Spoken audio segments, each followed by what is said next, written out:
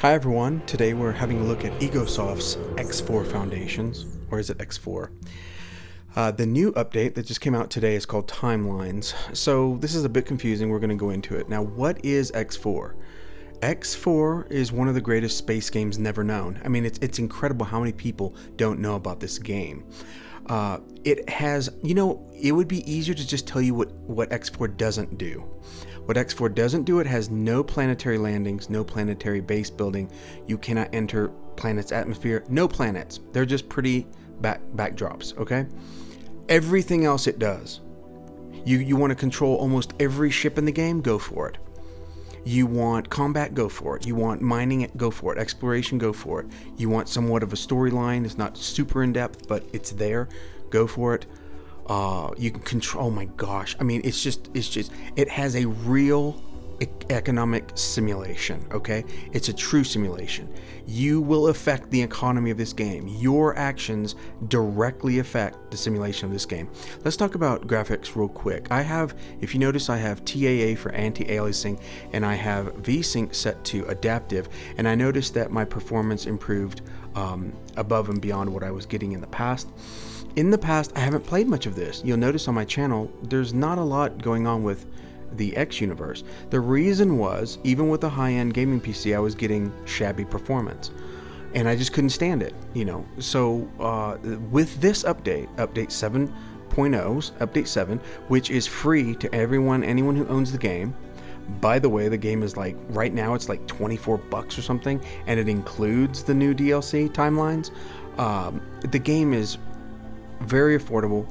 It's made by an indie company. I just went ahead and bought the update anyways because I want to support Egosoft. They have been improving on this game for years. I mean, it's probably been a decade or longer, the X universe or the X games. So if you love space games, this is a no-brainer. Give it a try. You have 2 hours free on Steam. Give it a try, see if it's up your alley. But gosh, I feel a little lost. As you guys know on my channel, I don't script these videos. I just go on the fly. I go ahead and talk, Let's just talk, person to person. It's not a scripted thing. So I don't know where to begin with this because there's so much complexity, but it's good. It's good complexity because you can do so much. You want to EVA, you want to combat, you want to fly every ship, you want to, most every ship. You want to walk around first person like this.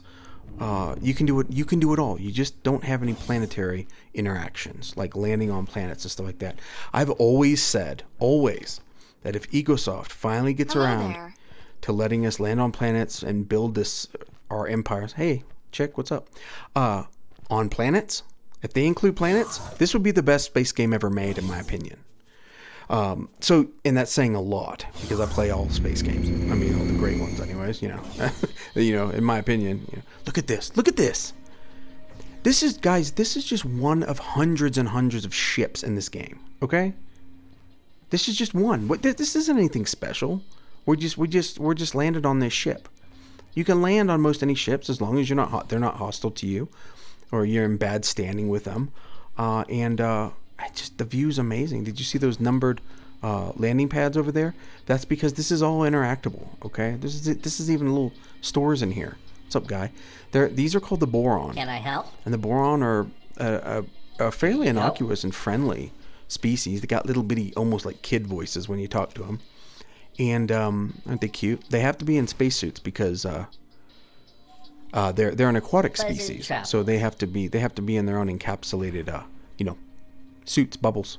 They can't be out in the atmosphere like fish. But that's beautiful. It's a beautiful view here. What's this? This is for crafting. The game has it all, guys. I'm serious. I'm not joking when I say it has it all. It's just the planets. And I don't know why I keep saying it. It's just, for me, space games should have planets and planetary landing and everything. But everything else is in this game. Now, the graphics have been improved for the new update. And you might say, well, the graphics don't look like Star Citizen. They don't look like Elite Dangerous. Once you get involved in this game and you see the amount of content, notice I'm saying content. How often do you say a game has a tremendous amount of content. This has a tremendous amount of content. It is absolutely forgivable that the graphics aren't up to par with something like Star Citizen. Okay, this is an extremely fleshed out game, finished game. You know, it's not early access; it's finished. And look at this, just a beautiful ship. Every faction, every race has their own ship styles, and there's hundreds of them. And you can interact with all of them. You can fly most all of them. It's ridiculous. We're going to get aboard this ship here. Now, this is just a starter ship. I think this is a beautiful ship, and it's just a starter ship. Look at this. Just beautiful. Let's take a seat in the cockpit. We'll go ahead and undock. You can you can manually do everything, okay? Or you can upgrade your ships to where they have docking computers and all this kind of stuff, and then it can, you know, take over some of that for you. I prefer the hands-on approach. I want to do everything manually, but you'll see here in a few minutes when I EVA. maybe Scott manually EVAing is not the best idea, but just beautiful. You have to forgive me. I haven't played this a long time. I literally just picked it up today. Okay, got back into it with the update. And so, yeah, I'm having to relearn everything. My brain is having to adapt, so bear with me. But look at this. Look at this. This is the Boron.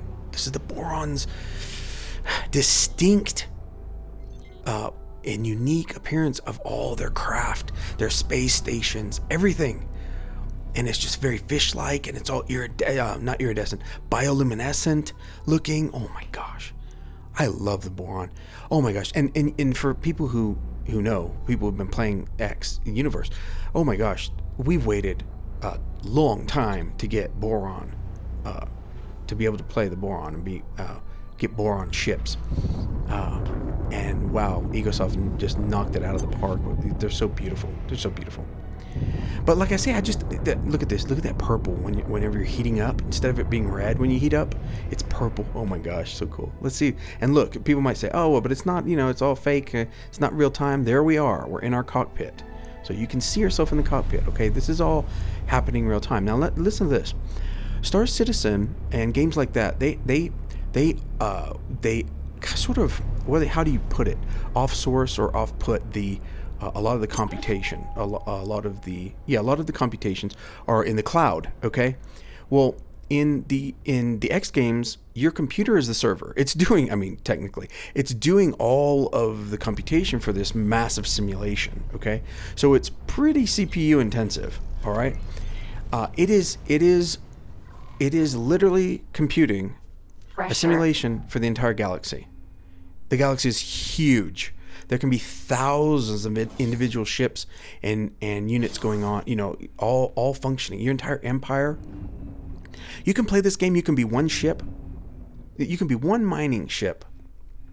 Be a miner for 100 hours if you want to. Or you can have an entire empire and go take over other sectors. And your decisions affect the simulation. It's not like other games where you don't matter. Look at this. I'm a little Boron. I just ejected out I'm EVAing. Look at how beautiful, guys. Look at how beautiful. If I'm stumbling a bit, it's just because the complexity of this. Speaking of complexity, is there a learning curve? Yes. Are there tutorials? Yeah. You know what? Gosh dang it. When I recorded this, I showed the tutorials page and I didn't go over it. Now in 7.0, the tutorials have been revamped. Look at this. That's my repair tool, because you can repair your ships and everything. Like I say, tons of mechanics. Almost everything you would want in a space game is in this game. Okay, except for the planetary crap. Look at this. Going to my cockpit. Look at that. Isn't that beautiful? I'm gonna look in my cockpit. He's so pretty. I don't know what the hell I was saying, guys. I love this. This is a game you don't rush. You just sit back and you experience it. You just get lost in it. The music, the sound effect, mostly the music is so therapeutic in this. Oh my gosh, it's just so immersive. It's really nice. I'm gonna zoom out and try to. I got to get in that little docking port. This is hands-on, man. This is hands-on. And I'm not used to it.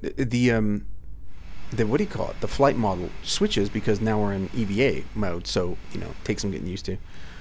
But yeah, pretty much anything you want to do, completely hands-on. Sandbox space game. Sandbox. Do it all. Except in this game, your decisions, your interactions matter to the simulation, and the simulation is affecting, in many cases, thousands of vehicles and objects and bases, and oh my gosh, just the entire economy, incredible. It's just incredible.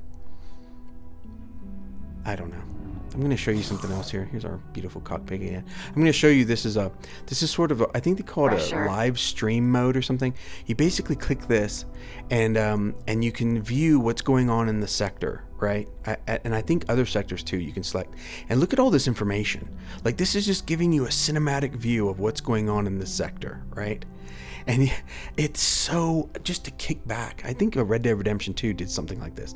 But you can just kick back and if you're going to eat or something, you're taking a break, instead of just turning off the game, just put this on and see what's going on in the sectors and watch all this, all the NPCs just interacting. This is a single player game, but it's a single player game with really good AI. And just so much going on.